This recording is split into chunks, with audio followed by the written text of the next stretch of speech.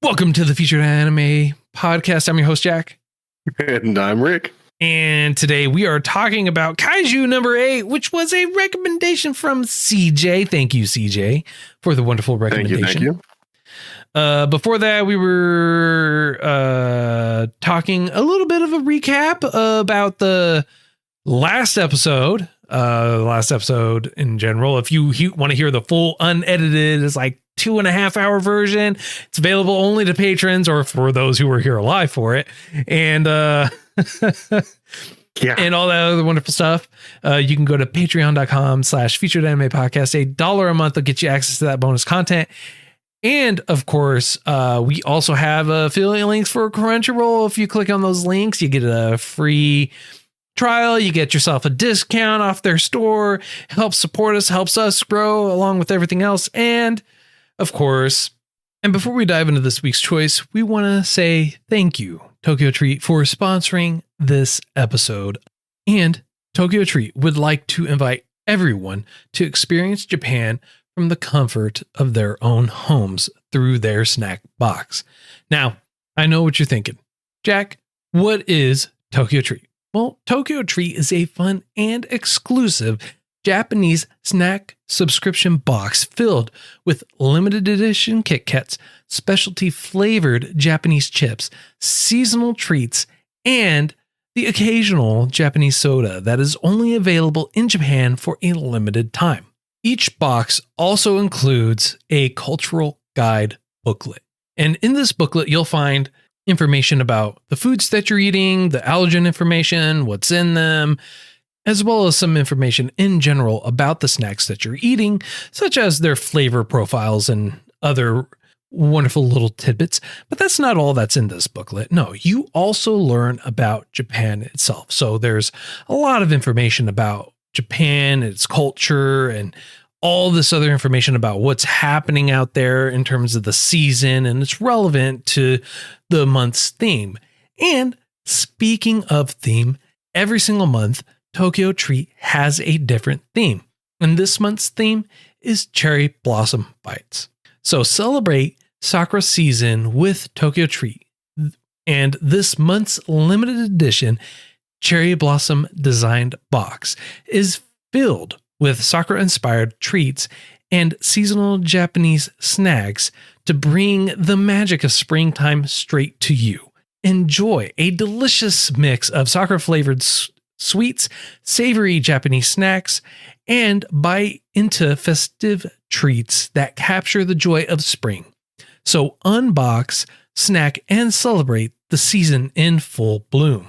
Now, a couple of my favorite treats in this are the Kit Kat strawberry shortcakes. And honestly, as soon as I got my hands on those Kit Kats, I could not eat them fast enough. They were just so delicious. I honestly had no idea I could eat Kit Kats that fast. But you also had the Sakura Blossom cakes, the sour plum salt crackers, which were absolutely delicious, the onion puffs, and the baked potato porky sticks. Honestly, I could go on about all the treats that are in there. All of them are really good.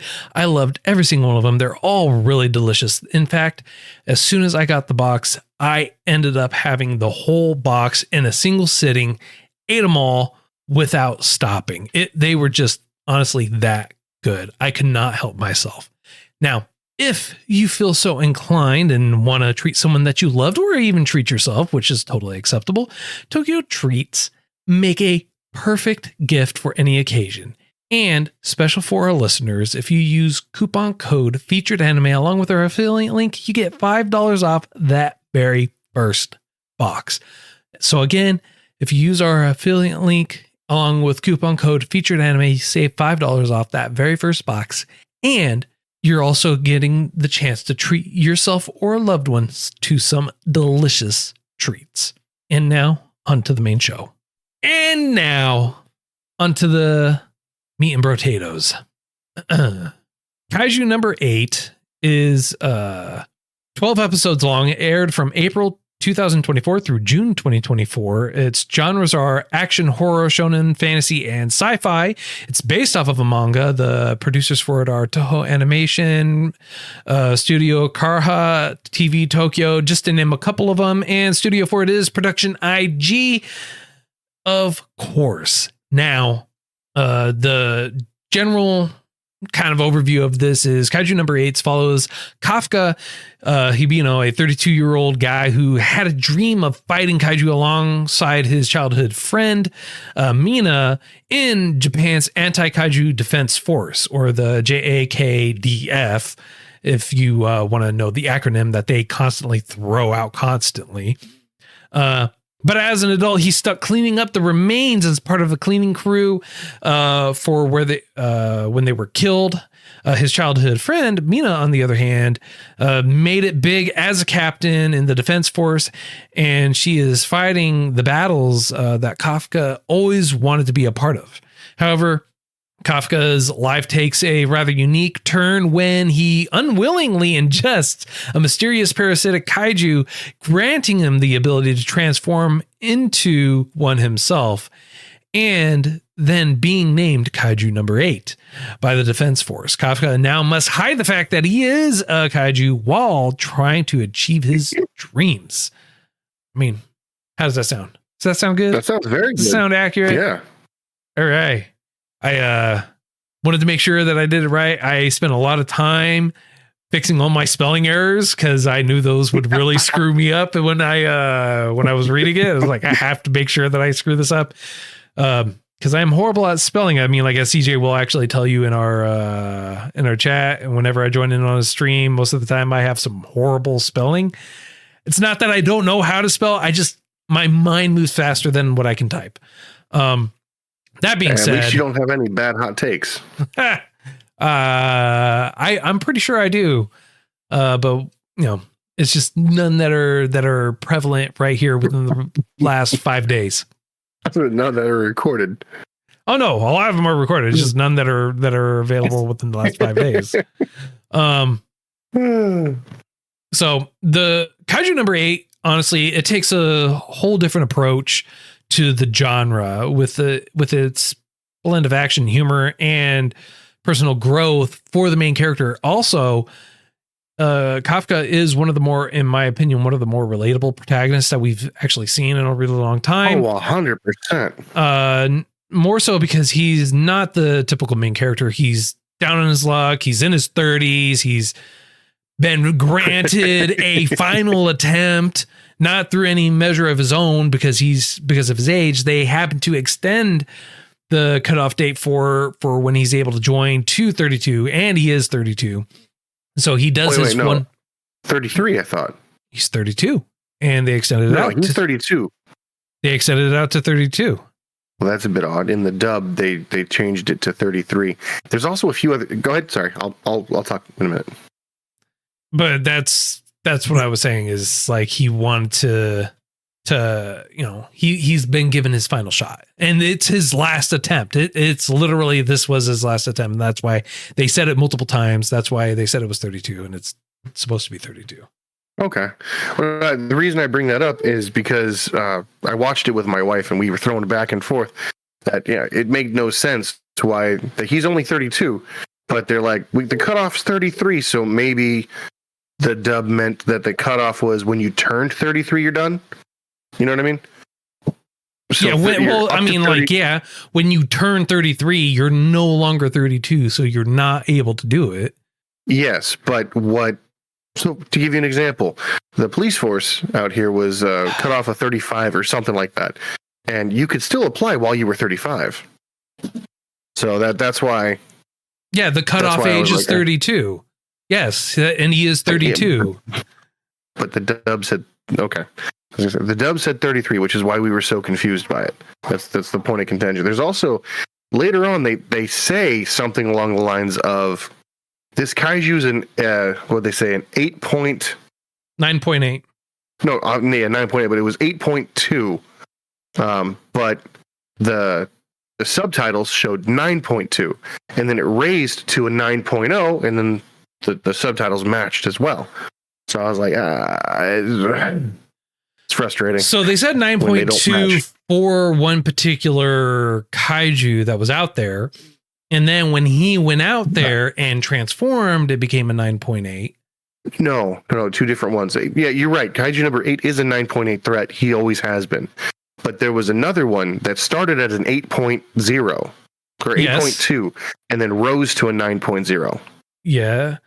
CJ in our chat says, wow, it's almost like you should just watch the subbed. Normally I would, but my wife doesn't like them. And don't lie to us. I wanted to watch it with her. I watched the first episode and it was something I knew she'd like, so I wanted to watch it with her. Okay. So that's how that went. Personally, I think the dub did it better as far as the voice actors go, because it was far more goofy. In the sub, there was a lot of passion. At least in episode 1, there was a lot of passion. And usually that's good, but this isn't a serious show. So it felt like it didn't feel like it needed all the drama. Right. CJ. No, not normally. You ask Jack almost every episode, did you watch it subbed or dubbed? I watched it dubbed. Yeah, exactly. I mean, it is a serious show. Just has comedy, he also says. Yeah, exactly. 100%. It is a great show. It's honestly a really good show. You do need to keep in mind, Rick, when you do watch dubs, they do change a lot of the terminology or things that they say from subs to dubs to better suit or to try and make the words or mouth movements fit, because they have to change it most of the time. Not always, but most of the time. I'll give you that. The particular exchange I'm referring to was said off camera. You just heard the audio, so there was no need to fit it, which is why I was so confused by it. What are you talking about? But when they were saying, I believe it was during the training exercise, there was a kaiju number. The 9. Okay, because you said a lot of things, and a lot of them are different from one versus the other. But yeah, no. So the enemy died, became an 8.0. And they had another guy that was there that was a 9.2. And then when then the other guy showed up, the main guy, Kaiju number 8, showed up, and his was 9.8. Every time he shows up, it's always a 9.8. When the other one shows up, it's always a 9.2. When the main thing that was during the training area appeared, it was an 8.0. Yeah, but then it was an 8.2, and then it rose to a 9.0. Like it was able to unleash its full capability, whatever it was. But again, the subtitles didn't quite match, which is why I was so confused by it. And it's not the first time it happens, at least in this one. It happens several different times, but the longer you watch it, the more you understand that what they meant wasn't necessarily what was written. I mean, if you watched it subs, you would understand what was exactly being said. But, I mean, like that's between, me, myself, and my opinions and everything else.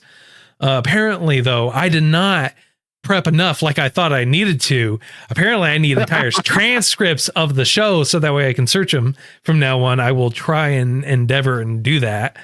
Is what I'm finding. Screenplay, you'll be fine. I just got to get everything. F and look.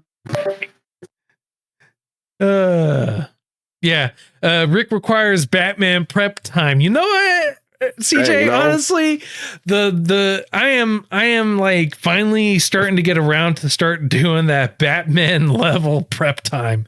You need literally every potential outcome. Yeah, exactly. It's like no. This is what it said. It's like I don't care what you think it said. This is what I mean. Whatever.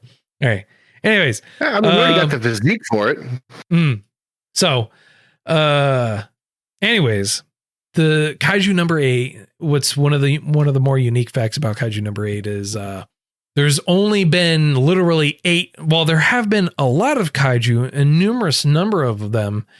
Only 8 of them at the beginning of the show, as of that point, have only ever been given a number because they've been deemed so powerful and so unique that they warrant their own number. I believe they're called Dai Kaiju at that point. His particular type, is considered that. Well, okay then. I mean, like, so were you? We've seen. I mean, well, like, I was expecting to go a little bit harder, but yeah. No, I mean, like, was there something in particular you were wanting me to go in hard about? I mean, like, you asked a pretty straightforward question. It's like, yes. I mean, like, I expected you to do your thing where you're like, well, there's this many classes. Daikaiju is at the top. They're also more humanoid and small typically. And then you've got that is not true. That is not true. All right. The reason why I say that is because the fact that they're humanoid size is a new thing. That they look humanoid is a fairly new thing. They've never seen a humanoid version of them, and they've never spoken in the native tongue before until they encountered number 9. Obviously, 8 can, but that's for obvious reasons. 8 and 10 can. 8, 9, and number 10. 2, I guess, didn't. Yeah, number 2 didn't, but number 2 was huge and large. But it also used emotion. It fought with pride, I think, or pride, or that was nope. What did they say? Number 2 did not. Number 2 was just big, massive, and powerful. The fact that kaiju don't show emotion at all is the precedent for them. Okay. Maybe I was mistaken. I could have sworn that they described him with emotion. No. Not the first time I've been wrong. I mean, CJ says, bro said huge and large. Damn, it was fast. Yes. Like, it was damn. Oh, man. So, yeah, no, the kaijus, the humanoid versions of them are the emotions portion of it are different, right? It's unprecedented. They're new. It's never been done before. You're referring when they said it had pride. I believe that is exactly what Rick is saying, but also during one of the battles towards the end, it said one of them seemed to be enjoying the battle. Well, yeah, but that was Kaiju number 10. Yes. Oh, no, weird. 2 specifically, because they didn't want to just, because they said it just didn't want to die. All right. Okay. So he says, I think they were just putting human emotions on top of that because they said it just didn't want to die. I mean, like when you're trying to kill something and it's putting up a pretty good fight, I mean, like you could say that about anything. In all honesty, like, it's still alive. It just doesn't want to die. Yeah. 100%. Well, I mean, they didn't say that about any other ones. Like they made it. They specified that it was a defining feature. Yeah, for number 10. So for number that 2 specifically, yeah. Or number 2. All right. Well, CJ's going in a little bit deeper, and it makes a little bit more sense. They just said it didn't want to die. Number 2 specifically, so that to them it meant pride, and that's how I took it. Not actually having a sense of pride itself. Okay, that makes sense. So I actually wrote a few notes down too because I wasn't sure if you were going to go into it or not. But they've got, I want to say 3 or 4. 1, 2, 3. I've got 3, and I guess this would be 4 levels of kaiju. You've got Yoju, Honju, Daikaiju, and Identified Kaiju. I guess the Identified Kaiju would be the numbered, right? Probably yes. So, I didn't. You know, the one thing, Rick, I'll tell you this right now. I didn't break down the levels of the kaiju because I figured it's like, you know, we're not going to get into the semantics and technicalities about the levels of kaiju because that's not really the story, nor the other random, superficial information that's out there. But you have proven me wrong yet again. All you have done, Rick, is said, hey, Jack, you know that, bro? You know that random, like, fly that flew across the screen on episode 8? It's like, yeah, I want to talk about that specifically. It's like, all right, bro, that's cool. I have no idea why we want to talk about that, but that's apparently what we need to talk about. Well, I said because it was a huge glaring issue, and you said you had written notes, so I was hoping you'd be able to clarify. Glaring issues about what? What glaring issue? Like the issue that there's differences between the subs and the dubs. That's always been an issue across all animes. Well, I mean, you've pointed out in previous episodes that when watching Crunchyroll, when you have the dubs on as well as the subtitles for the dubs, it should match almost perfectly. But I was asking because the dub, from what you had told me before, all they do is use the captions of what's being said on the screen. So I was bringing it up to your attention because I assumed you had watched the subbed. I so did. Hopefully you could bring clarification. I was, but you were arguing with me on it.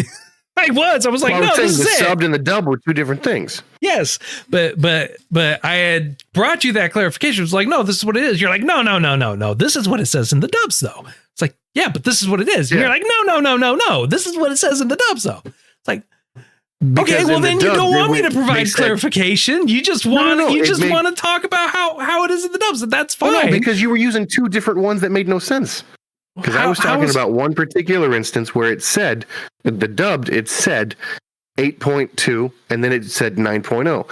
On the subtitled version, it said 9.2 and then 9.0. I was asking you, or attempting to, see if it changed from a 9.0 to a 9.2, or did it really go from an 8.2 to a 9.0? You're talking about clear, and that's my fault. You're talking about two different. I'm talking about the exact same one. No, you're talking about two different ones. And the reason why I say that you're talking about two different ones is because you have the humanoid one that was there and they were gathering a reading on. And then you had the one that was revitalized and brought back to life that had a new reading that they got a reading on. And then you also had Kafka's that also appeared there, which they had ended up getting a reading on. So you have multiple ones that were there and they were all correct readings. They were just 4 different ones individually. And that's where the confusion was. I apologize. I was referring specifically to Kaiju number 10. So you're talking about when he had 8.0 or whatever it was, and then he made himself super large and larger than life and powered up? Is that what you're talking about? Yes. Yes. Yeah, I was wondering, did it go from 8.2 to 9? Yes. Or did it go from 9 to 9.2? No, it went from an 8 to a 9.2. It had a larger leap. Okay. Well, that's all I was really trying to get a hold of. Yeah, and but you weren't talking. You said well, here's the thing. You said the training area. You do realize they had the training area, the training battle at the very beginning. And with, I wasn't thinking about that because I was. Where yes, they you had, are right. And again, that's where the confusion was because they also did Kaiju 10 in the training area. Yes, but they lured Kaiju 10 into the training area. Yep. I didn't specify the luring part, so I apologize on that. I should have been more clear when I was trying to make my point. I mean, because they did have multiple power levels for the training area. And that's why I was saying, it's like, no, they had the humanoid one that was there and this was his power level. And then you had, because I assumed foolishly that you were talking about the beginning, the training area. What I was talking about. CJ says, you know what? Number 2 had the fiery passion burning in his eyes. And that's it exactly. Goodness gracious. Anyway. So that was my only thing that I was hoping to get an answer for, because it didn't make much sense why it would jump that extremely, but I guess that's what it did. I mean, I do have a question. He powered up. His tiny core got destroyed, and so he's like, "Yo, bro, where's my steroids? Where's my roids?" And then he went roid rage, larger than life on everyone, and that's what ended up happening. You know, obviously, he went full on kaiju mode. So I do have a weird question for you. Okay. Kaiju number 9. We're introduced to him fairly early on. Yes. And he seems quite intelligent, and he looks like he's manipulating everyone, all the beings, all the monsters, there's the kaijus they're seeing. Mm-hmm. It looks like he's manipulating them and altering them. Yes. Do you think he's doing it do you think he did it to number 10 as well? Because number 10 was the only one we ever saw with a fluctuating value. I mean, I actually know the answer to that. It has nothing what was covered in the anime. So I could tell you. I mean, if it wasn't in the anime, I don't think it might. Do you think it will get a second season? I already know. See, at the beginning of the pre-show, I talked about how season 2 airs in July this year. Oh, okay. So yes, I do. I do think it will. I do think it will get a season 2. It's supposed to come out July of 2025. Whether or not they cover Kaiju 10 and whatnot, CJ says, I mean, like, it's kind of answered in season 1, but not 100%. Yeah, that is true. I mean, like, they kind of answer it. So if you want to know, it would lead you to believe that makes sense. Right. I mean, like, if you want me to answer based on the information that I have gathered, I can. I mean, would it be a spoiler kind of thing? Yes, I guess. And then probably not until the post show. Okay, there you go. Like, if I'm being honest, like, yes, I want to know, but given what we normally do, I want to make sure we stay true to what we have done in the past, at least. Gotcha. Yeah. Okay. Then save it for later. But I also love, so going back to the whole dealio and back to the actual story and everything else having to do with the anime that is not off in the weeds. It is a great show. It's a great series. It is one of the very few shows that are actually out there anymore where they have no fluff episodes. They don't have those filler episodes. So there's no random, it was great. No random scenes where it doesn't have that character development or growth for anyone there. You just have that continual story for the progression of it. And you do have those comedic elements that are in the actual story as well. Another great thing that I really loved was the music. It was on point for the entire show. It was great. Beginning, the opening, ending credits, the exact same thing. If it was in the middle, it was always on point. It was great. Did you happen to watch the entire episode, like all the way to when the very last, like 5 or 6 minutes of the show? Yes. Because sometimes they had an extra scene and sometimes they didn't. Yes. It's weird because the scenes that show up the scenes that show up at the end of the scenes don't really affect the rest of the show, but it does give you far better depth, I feel like. It does. They also do a little bit of a recap at the beginning as well. Yeah. Sometimes it's slightly changed, sometimes not, but it's still worth the watch again, regardless. Oh, 100%. 100%. I do I do like the show. And if it comes across that I don't, I apologize. It was a good show. It's easy to watch. I found it to be a very big comedy rather than any kind of seriousness involved. There wasn't, in my mind, a suspenseful feeling in any way, shape, or form. There was never a, I wonder what will happen. There was, I will say, there was a really big, I guess what you're supposed to feel. You're rooting for the main character. You can't wait for him to step in and save the day. You can't wait for, I hope this happens. I hope this happens. And this is one of the few animes that give you the payoff almost every episode. You don't have to, next time on. You don't have any of that. It's very much a problem happened in this episode. It's resolved in this episode. Or at least the major part is resolved in this episode. Yeah. Which I guess takes away from the I can't wait to see what happened next episode. I can't wait. It takes away from that, but it gives you the satisfaction that you don't need it and it'll draw you back because it's a good product. You know what I mean? Like the anime style, 100%. I loved it. The comedy in it, the timing was very good. The drive is very relatable. The predictability of it all is very nice too. So you don't have to really think too much. There's a lot that goes into it if you wanted to get into the weeds like I typically do. But my wife said it best. It is incredibly enjoyable, easy to watch, and you don't have to pay too much attention to it to still get the full story. Yeah. If you miss a word or two, then 1 second, I apologize. So, sorry. My child. You're good. So, I completely lost what I was saying. You were saying how great and fantabulous this anime was and how it always gives you that wonderful payoff in every episode. Yeah. Most of the time. Not always, most of the time. Yeah, but enough that you're not upset. Like I read a book a while ago where every chapter was a cliffhanger and you just got tired of it after a while. A lot of shows I watch end on cliffhangers to draw you back in. The story itself was the reason to come back. True. Not to say that no, not to reference another anime, but Solo Level Season 2 is definitely doing that. Every episode just ends on a cliffhanger where you're just like, oh my God. This leaves you itching for more. Yeah. Oh, I know. It's just like, it just feels like I'm getting stabbed in the heart every time. And I love that this didn't do that every single episode.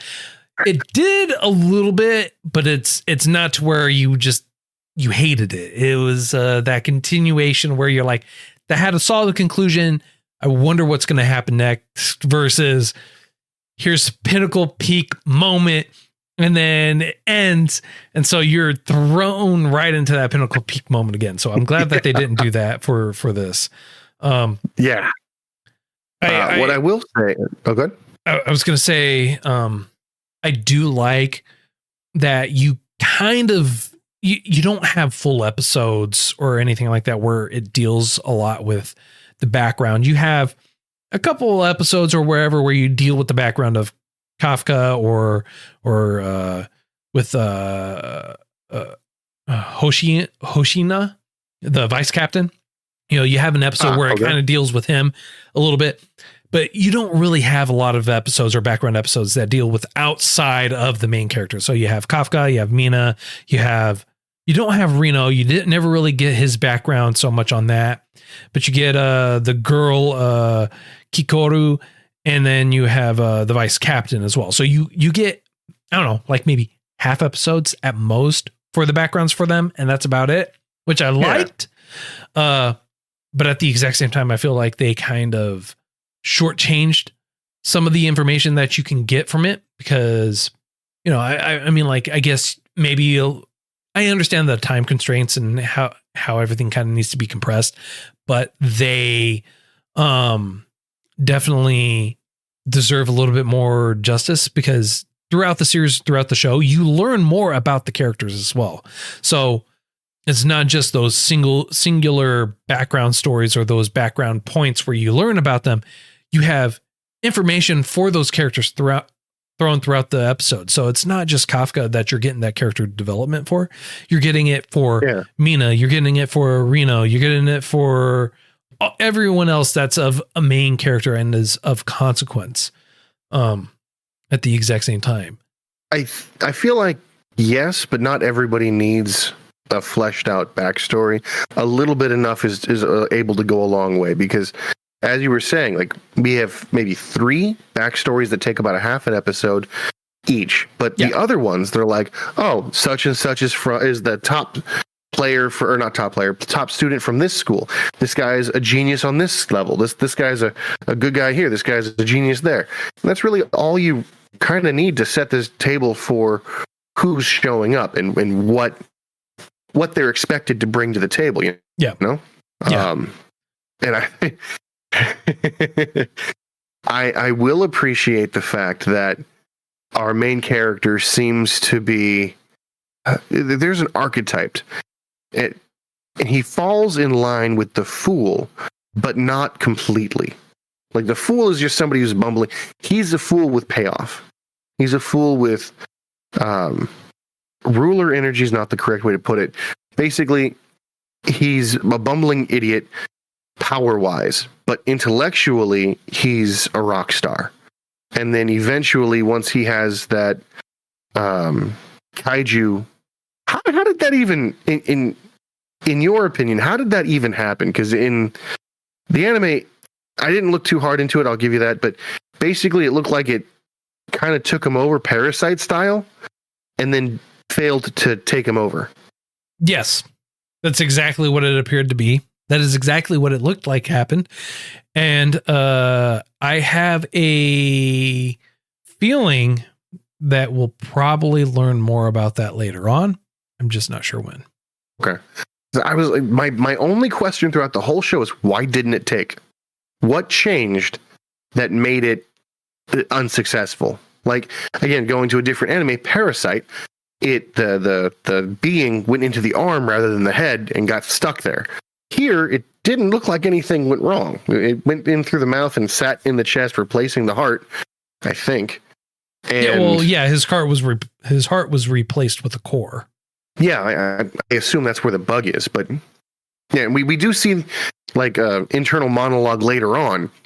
Not a monologue, but internal struggle, let's call it, later on, where this bug shows up again, but it seems to only happen in critical times, or really the only one critical time we witnessed. And I was really, really pleased that his 9.8 rating when he's in kaiju form seemed to be almost literally overpowering everything. And his fighting style is very, very straightforward. And again, he's very relatable in the sense of he's got a desire. He wants to go through with it. There are, I'm going to say, numerous obstacles in his way.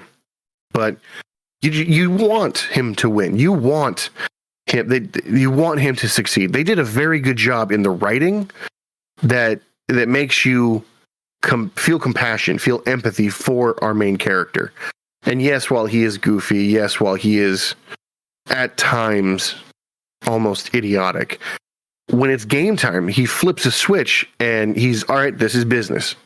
And it's not always about power. And it brings you to that realization that it's not always about physical strength or physical capability.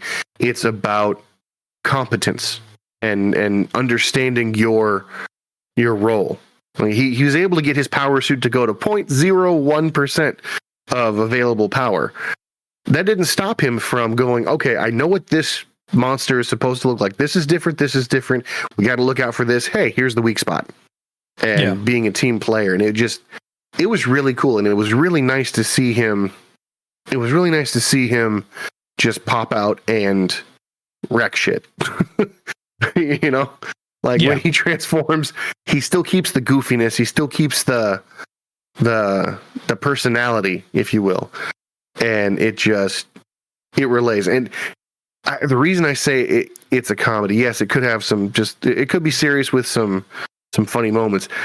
When he first transforms, he accidentally or on purpose, I'm not quite sure yet, eats a crow. Yeah. Like his body just is like hungry, done. And then he's running away. He's like, I gotta pee. I gotta go to the bathroom so bad. And then his buddy is like, dude, I hate to break it to you. You lost some equipment in the transformation. Yeah. What do you mean? The comedic effect and everything else that happens in there is hilarious. What I do find interesting is when the parasite finds him, if I'm not mistaken, didn't it say, I finally found you before it went into him? It was something like, I finally found you, or there you are. Yeah. Something like that. And then rather than, because I guess his body was starved or hungry or whatever it is, as that kaiju form that was freaking out or whatever it is, and then ate the crow and went to normal, I guess. I mean, what is that? I mean, he went alien style, like right. That straight up, like third mouth coming out. It made me think he had the ability to get bigger, look different. Like he looked in his initial trying to control it. He took on the view of, I want to say 8 or 9 different kaiju that we do see throughout the show. So it wasn't like a strict 1 or 2. Like he was a tentacle monster with different heads and different things.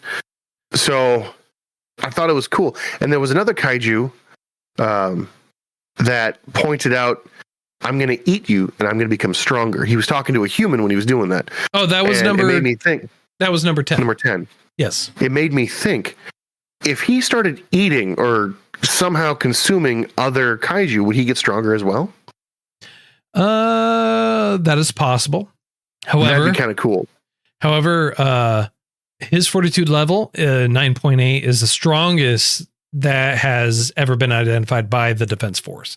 So there's no one that's ever been registered. Well, that's been, let me specify this. That's been registered by the Defense Force. Now we know that they have had these creatures and kaiju and everything like that for centuries, long before the Defense Force. Okay, so it could be before history was ever recorded before recorded history, or before they had their scale ratings or something like that for it. I feel like you're holding out on me. Why make that specification? Why make that specification? Yeah. That look of glee on your face makes me concerned. No glee. That is all I know. Oh, okay. Usually you lead into stuff like that. You're like, here, walk into this door. There's no traps. Oh, you're trapped. Yeah. Well, I mean, to specify, right? Number 9 does eat, and he eats people. And when he eats people, he gains their appearance and their memories. So that's how he's able to gain an intelligence and figure everything out. Okay. So depending on the kaiju and depending on what they eat probably dictates on what they grow or how they grow, or who they eat depends on how they grow. That is also a possibility. Okay. No joke. Okay. So, I mean, I want him to turn into a Rain Maru, but not really. You know what I mean? Like, I feel like if that were to happen, it wouldn't be a good thing, because then it would just be, it wouldn't be a gag, but it would be a cop out, I guess, because the show's got great writing. It's got great reasonings that I can see from what's going on. And I feel like if we were to just cookie cutter, hey, you gain these abilities. 1, I'm going to feel disappointed. 2, I'm going to be like, okay, if that's the case, you have access to these thousands of bodies, go on a smorgasbord and become the strongest. Right. Well, I mean, to be fair, in all honesty, it's also like the 9.8 is base power, right? So that's his base. So if he evolved form, they haven't measured it. Yeah. So he could totally be well beyond that as well. So you have to also kind of keep that in mind. Well, I think when he went crazy, they said that, don't worry, this base is fortified for a level 10. But they weren't measuring. Yeah, he was breaking stuff, but they didn't measure him. They just know that that they were fighting in there. So no, it makes sense. It makes perfect sense. But yeah, it's one of those things that I hope that they may remain true to them, to the story, and they don't cop out and be like, well, if he eats this, he'll do that. I hope they won't do a Rinmaru. Like that's the only thing I hope they don't do. I think it'd be kind of cool if they adopted some of the principles, but to be completely overpowered like that, it makes no sense, because then you'd have to have an opponent that's just as overpowered. And you're like, okay, so where were you hiding the last 20 years? Like, if you were already this strong, you could have just wiped everyone out with no issue. What's going on? Right. You know what I mean? Mm-hmm. So, not worth it. Anyway, going back with what we do know with the show, I'm kind of curious. Do you think that, who do you think is the best new potential fighter? Aside from, of course, our main character, because of, plot. The best fighter? Mina's releasing 96%, but she can only do it for an hour, maybe. Depends on it depends on what they're exerting, what she's exerting. So that, and it's the same thing for, because for the vice captain, him going full on for 7 or 8 minutes, 6 minutes or whatever it is, exerts amount of force on his body. Strongest character depends on the form or battle in which that's being had. So, and the reason why I say that is because the vice captain said, when it comes to close quarters combat, he's stronger. When it comes to long range combat, the captain's stronger. But in general, in the universe, I would have to say the director and his buddy. His buddy. I only knew the director. You only saw him for a minute because he also had that long sword and took his mask off. He's a general. Oh, I wasn't aware he was strong. Okay. Well, I mean, obviously he was strong, but I didn't think he was strong enough to matter. No, he was. Maybe he was a good tactician. No, he's strong enough to matter because he was told straight up, was like, hey, I don't want you to interfere because I just want to test him myself. So yeah, he did, didn't he? Mm-hmm. Honestly, we could continue on with our conjectures and everything else throughout the whole show. This, honestly, it's a great show. You should watch it. You should check it out. The animation is great. The story, the character development, all of it is really great. There's a lot of stuff that's out there for it as well. So, and the fact that there's a season 2 coming out just should really tell you what all is, like, the potential for it. I mean, if we're going based on that, the potential is way better than even No Game, No Life. Yeah. And this is actually getting a second season. So there you go. So I honestly, I could go more. I can talk about this a lot longer, but I think this is a great spot for us to kind of leave off. How about you, sir? I agree. This is a wonderful, wonderful show. I highly recommend it. It's not too much into gore, but it doesn't shy away from damage, let's call it. Yep. So, all right. So on a scale of up to 10, how would you rate this? For me, I go with an 8. I really enjoyed everything about it. Only thing I would take away is I'm happy to know there's a season 2 that comes out. I kind of understood it as an eventuality, but it gave me the feeling of No Game, No Life, where it was just on the horizon. So until you said that there's a second season, I was like, well, it'd be kind of cool, but years and years on from now. So just based off of that, I'm giving it an 8. Okay. I'm giving it a 9 because I really enjoyed it. I was easily able to watch this show, enjoy every minute of it. It's something that I would actually enjoy revisiting again a couple of times. I'll probably watch it again just before season 2 comes out. Again, one more time, just to give myself a nice refresher. It is a great show. I would recommend it to a lot of people, especially for those who are kind of on the fence for some genres. 2 particular people. This is not a show for everyone because it is gory, it is bloody, but there is no fan service in this. There is no at all fuss and muss. This is just pure business, and it is great. It is beautiful. So that's why I'm going with a 9. Yeah. All right. So next week, we're gonna watch. Let's see here. What should we watch, Rick? That's a great question. I'm glad I asked it. I'm amazed at your power of perception, Rick. We're gonna watch Saints Magic Power is Omnipotent, season 1. Saints Magic Power is Omnipotent, season 1. Yes, because there are 2 seasons. Well, okay. Yeah, that's all the time that we have for today. If you feel like we did too much justice, not enough justice, or anything else, feel free to let us know. You can reach out, get a hold of us, and contact us on our Discord and everything else. And all our contact information is in the show notes, as well as on our website at featuredanimepodcast.com. And until next time, I'm Jack. I'm Rick, and we'll see you next time.